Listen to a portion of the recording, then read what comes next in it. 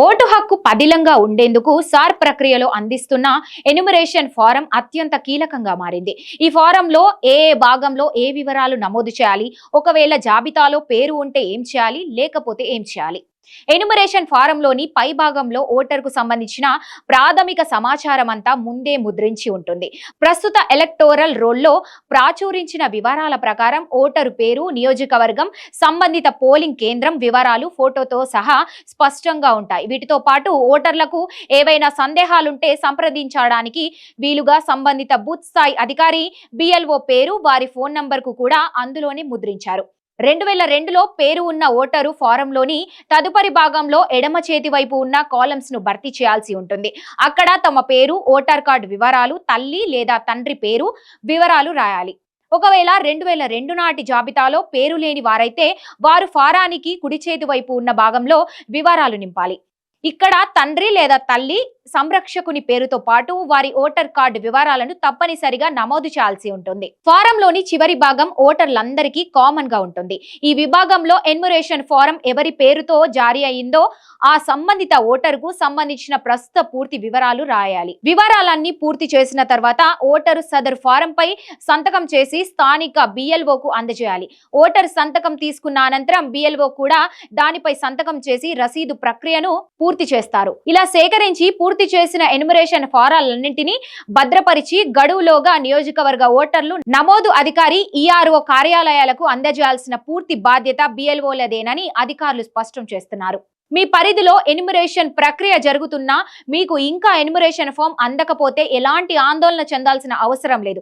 వెంటనే ఓటర్ల సహాయక అధికారిక హెల్ప్ లైన్ నంబర్ 1950కు ఫోన్ చేసి ఫిర్యాదు చేయవచ్చు లేదా సమాచారాన్ని అందించవచ్చు. 2002లో పేరు ఉన్నవారు గాని 2002లో తల్లి లేదా తండ్రి సంరక్షకుని ఓటు వివరాలు ఉంటే అలాంటి వారెవరు రుజువులు సమర్పించక్కర్లేదు. చాలా మందికి 2002లో పేరు లేకపోయినా, తల్లిదండ్రుల వివరాలు అప్పట్లో లేకపోయినా ఎన్యుమరేషన్ ఫారంలోని 3వ భాగం నింపి ఎన్నికల కేంద్రం సూచించిన డాక్యుమెంట్లో ఏదో ఒకటి సమర్పించాలి.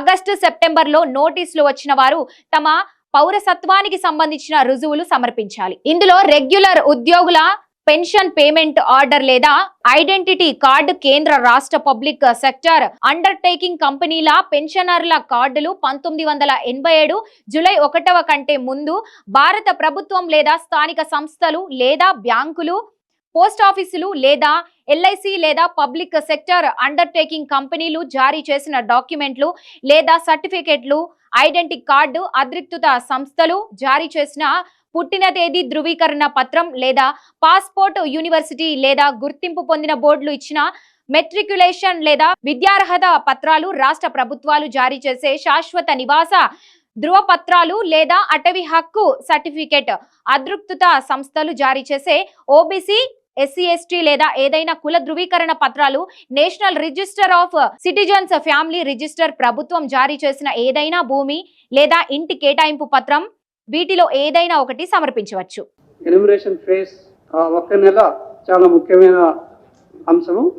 ఎన్యుమరేషన్ ఫామ్స్ ఏవైతే పూర్తి వివరాలతో నింపి బిఎల్ఓ తీసుకొస్తారో వాటినన్నిటినీ డిక్లరేషన్ చేయడం జరుగుతుంది. అంటే ముసాయిదా ఎలక్టరల్ రోల్లో పొందుపరచడానికి ఏవైతే ఎన్యుమరేషన్ ఫామ్స్ వాపస్ వస్తాయో, తిరిగి వస్తాయో వాళ్ళ పేర్లు మాత్రమే అందులో ఉంటాయి.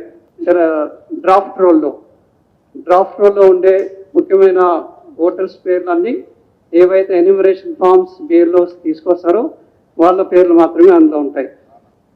ఎన్యుమరేషన్ ఫామ్స్ 25 జూలై ఆ రోజుకి అందరూ తిరిగి ఇవ్వాల్సి వస్తుంది.